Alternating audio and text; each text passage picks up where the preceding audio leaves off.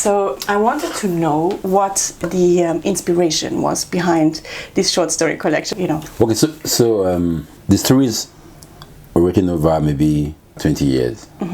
So I was writing them and then just publishing in journals and stuff. Then Bibi said she was starting a new publishing house, and did I have anything people publish? So which was funny because back then in Nigeria, you wrote the story yourself and then you publish it yourself.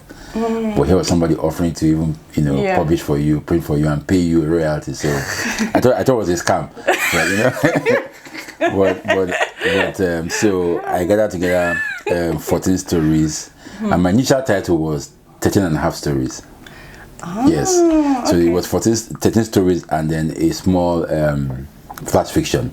Okay. So, but she said when you only need 13. So then she picked the Night on the Creaking Bed as her own favorite title for the book.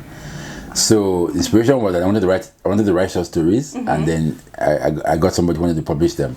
But in terms of the title, it was from a news story I saw for the title story. Night on the Creaking Bed. I saw a news story in the paper about a man who died while having sex with his lover. He was a married man, and she wasn't, and he had come to spend the night with her, and then died while they were at it.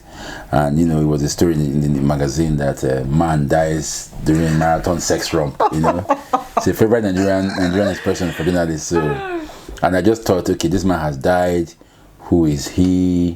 How did they meet? Yeah. Did the woman's neighbors know? So I just tried to fashion out a story around these two lovers, It's interesting that you bring up the title, because I was going to ask you later about the title, because I've read some reviews, and there's been a fair amount of outrage about and discussion really about the title, because some people say that the implications could be either very innocent, some beds just creak, but others could be a bit more salacious, Yeah. It was actually just so after the man died, she was arrested. Yeah. Right, and I mean.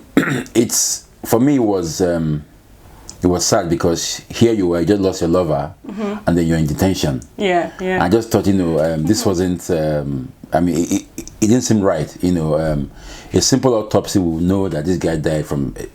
Exertion. So it was. So I just thought, why are we putting her in jail? And I just thought, she should be mourning her lover, not being put in jail. So that was where it came from. Who are these people? How did they meet? What was their life like before he died? Yeah. Okay. I didn't know that. Now I kind of understand. I get it. Nigerians can be prudish, about things, But not in their abroad, though. Yeah. Even even at home, in private they are not, but publicly they want to act as if they are prudes, and they are subjects you can't discuss openly. I wrote this book, the stories over a long period of time. I mean, there were other stories, but these were the ones that were picked, that I felt would fit into some work kind of together. Yeah. And I came to Lagos to live in 1993 with my parents. Then I came back from school finally in 96. And when I first came to Lagos, my state of mind was anxiety.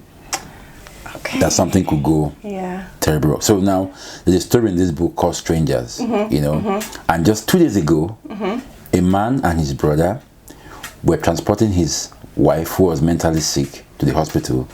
She was attacking them, hitting them, so they bound her and put her in the back seat. Yeah. And when they got to a bus stop, she started screaming that, they are kidnapping her. And they almost killed these guys. Oh my God, yeah, if you scream such a thing in Lagos, yeah. So you see how Lagos is. This is a man trying to help his wife to the hospital, and then he almost gets killed. Yeah.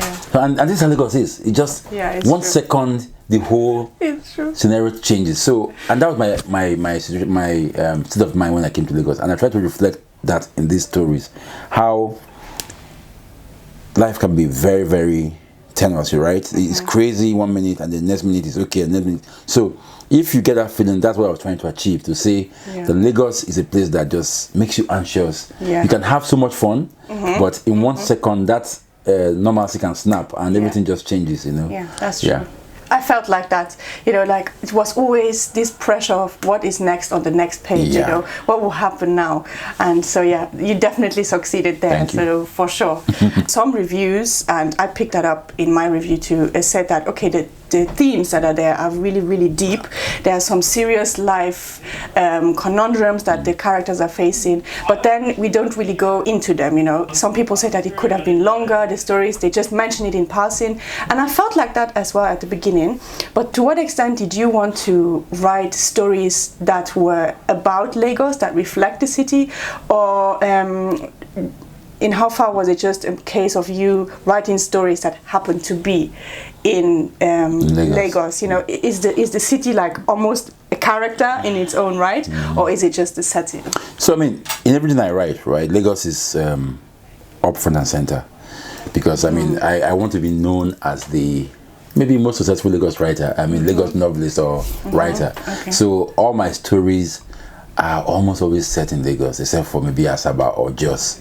But Lagos is my playground, and I mean, it's like somebody like James Joyce who, brought Dublin, into all his work. So, and that's what I want to do. It's intentional that Lagos features in my work. And when I saw this cover, I was very happy, because like with the downfall, this is like canonizing this book as ultimate Lagos book, So I really like that.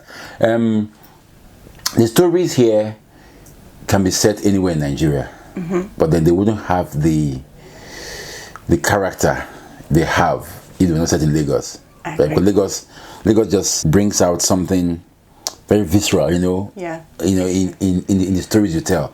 So that's how I see it, and Lagos is not well represented in fiction, which is problematic. So Lagos is in fiction, but when people write about Lagos, I have an essay. I mean, it's called Lagos in contemporary fiction, right?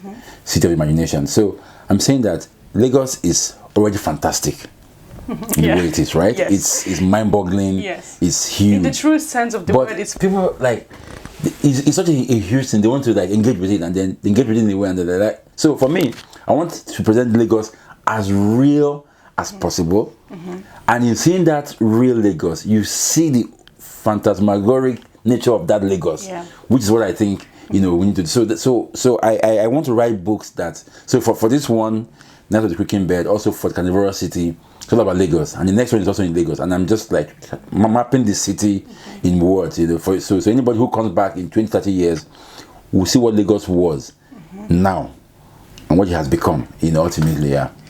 I agree with you that the way you portray the city, when you read the stories, you feel like you are in Lagos, and that's like when I said the stories made me feel like when I am in Lagos. Lagos is almost a character in all the time. Yeah, and it's such a special city as well. I always say that it's like London on steroids, because London can be really crazy as well, But Lagos, it's something else. Yes. I thought it's Nigeria. It's not. It's not. I went to Abuja. I said, are we still in Nigeria? What is this? Wait. Abuja has no soul, and there's no energy. So thank you so much for the insights into the books, into the story. Sorry, and I wish I could go into more detail, but I don't want to give too much away about the stories, because I feel like the surprise is what makes it really, really gripping. I read it in almost one sitting. Wow. So sometimes you speed through a book because it's just whatever, but sometimes you speed through it because it it sucks you in, and that was definitely the case. So thank you. I hope the people who read it will enjoy it as much as I did, and maybe they will even want to come and visit Lagos if they haven't been. They should come. Maybe we should organize a tour. Yeah, I would be on it. So after the Carnivorous City came out, somebody actually took the book and tracked the part, and that's then so nice. He got to a point and he was calling me like, "Come, I can't find the church." I'm like, dude, where's the church? Where you lying? It's fiction, man.